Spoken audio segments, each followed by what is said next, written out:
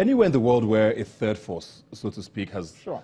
come in and changed things, Yes. has always happened with the legislature. If you want to talk about France, you want to talk about places in South America, even in Asia, it always comes with the third force coming in with the National Assembly, almost majority or sometimes even a full majority, which is why these things can work. The truth is, you seem to you have all these great ideas, but Yes, being realistic. Yes, you let me know explain to you. the country you live in, you know Yes. the politicians here. First of all, how are you let going me to do ask you a this? question. How productive has the National Assembly been in real terms? They've been very good at raising their salaries and earning stupendous amounts of money.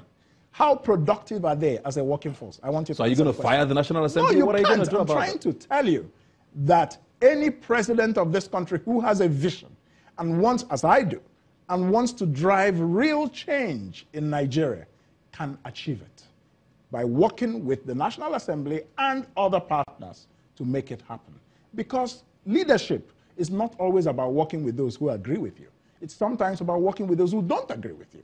But you're able to bring them around with a superior argument and some incentives. So those are bridges we will cross when we get there. So, but I don't think, and I've given you the foundational reason why it will be possible to do it, because most Nigerians today want constitutional I know we live in a country where parties are not necessarily ideology-based. Precisely. You go into government, you open the door, people come in. Even you have insinuated now that you would open the door for a few people if you win. What does the YPP stand for? What do you stand for? Are you a leftist? Are you a progressive? What do you stand for? Good, very good. I like that question. It's called the Young Progressives Party. The YPP is a progressive party. That is to say, we want an egalitarian society. We have a progressive party in government now. Why are you not with them? Please, they're not progressive in any real sense. They are just as retroactive in their thinking. They're reactionary, quite frankly. So forget the name. We're talking about reality. So we want to place the citizen as the focus of governance in this country.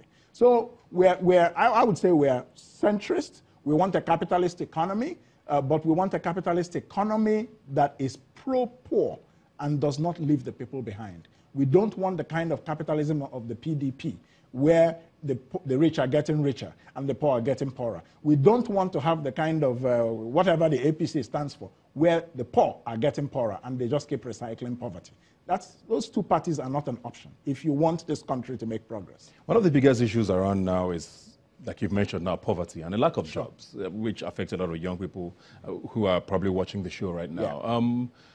We hear promises every election about creating jobs, jobs. Unemployment is always a big deal. It's gotten even worse now in the last couple of years. Yes. How do you plan on doing this? We will break the back of poverty, the backbone of poverty. We'll break it by doing three things.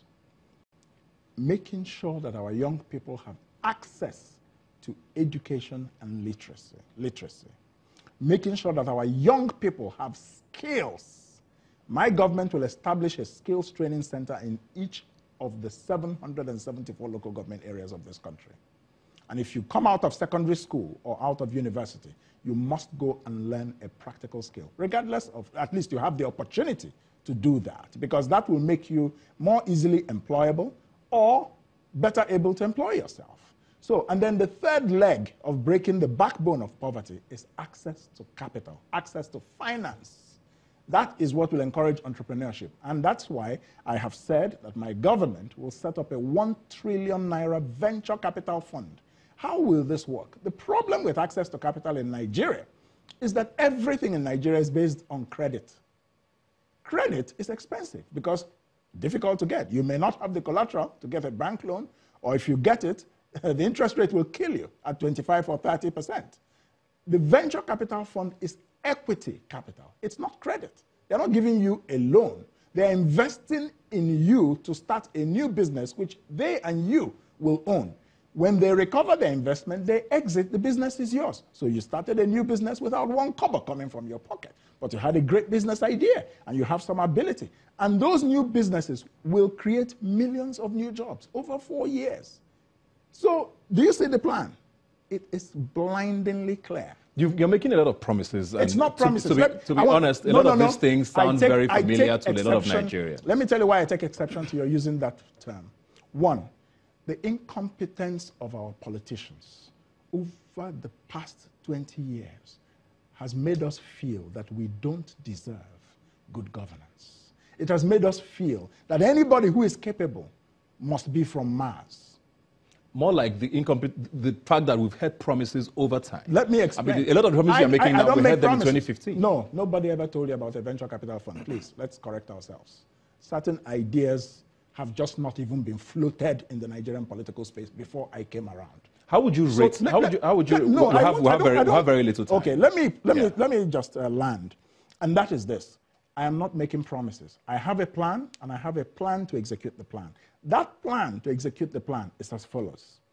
In my government, there's going to be 4 important units in the presidency: the Office of National Strategy, the Office of Performance Management, the Office of Risk Management, which has never been brought into public policy in Nigeria before, and the Office of Human Capital Development. These are the 4 offices that will drive my presidency. So we will run Nigeria a bit like a corporation with some adjustments for the fact that it's a government. That's how you succeed. You run Nigeria as a corporation. And, you know, if you're the CEO, if you were to select the CEO of your company, would you go and select an incompetent person just because of where the person comes from, zoning? How would you rate the current president? He is a complete and utter failure in government. That is the truth. That's my rating. It's an F. Do you find any sector where he's done well? It's difficult to see. Nigeria is broken as a result of his lack of leadership. Have you met him? I've spoken to him once, but I've met him, yes, but several years ago. Have you had a conversation with him? Several years ago when I was in the Central Bank. His performance? No, we haven't had that kind of opportunity. No, I have not had that opportunity, to be clear. So I'm a professor, and I rate his government an F. No question about it. He promised us 3 big things when he was coming into office in 2015. Security, and we all believed him because he was a retired general. He promised that corruption will go down.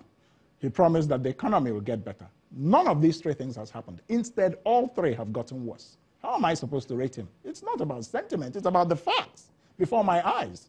You know, 20 million Nigerians unemployed. I mean, and about 12 million of them in the last. There's a lot of people who will give you excuse about the fact that we talk about, is the system, quote unquote. What system? And I want to talk about the civil service very quickly before we go now, because people, you have a plan. You say you don't want to call it promises. You have a plan. I have a plan. A lot of this have to be executed by who? The civil service. That is why I talked about how do you fix that? That is why I talked about the Office of Human Capital Development. The fundamental task of that office, part of it will be to retrain and reposition the civil service to be effective at public service delivery. Over how long? How long is this going to take? We have 4 years. We have 4 years. You can do that in 4 years? Of course, why not? You can restructure Nigeria's civil service in 4 years? Of course you can. Oh my God. Give us 2 years. Give us 2 years. How? I'd like to know how. Listen, I'm not president yet. I will be. When we become president, like asking me, who am I going to appoint to of course I have some good ideas, but I won't share them now. But let's get there first. And then, but what I'm trying to tell is that we have 4 years to do these things. I'm not making promises within 6 months we will restructure Nigeria. No, I don't do those. What's stopping you from being a part of a government if you don't win? Why are we talking about... I just want to know, is there a reason why you don't want to? I plan to win. I haven't told you I will be or I won't be. I am planning to win. And then if you don't? Why do we have to be discussing that? If that bridge comes up, we'll cross it when we get there. And I'll make my decision at that time. Is that why you're running? No.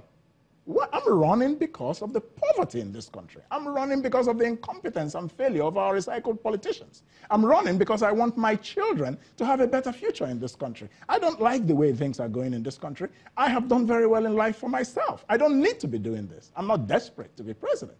But I'm running because I think Nigeria needs to be led by a very different type of leader. A sound, well-educated, visionary, globally exposed, competent, somebody with a track record, somebody who knows that Nigeria needs a world view of transformation. That's what I will bring. I will be the Lee Kuan Yew of this country. I will be the Mahathir Mohamad of Nigeria. I will be the Deng Xiaoping. Watch. Okay. I guess you knew it was a closing note there. Thanks a lot for being here today, sir. Good luck with everything and all the best.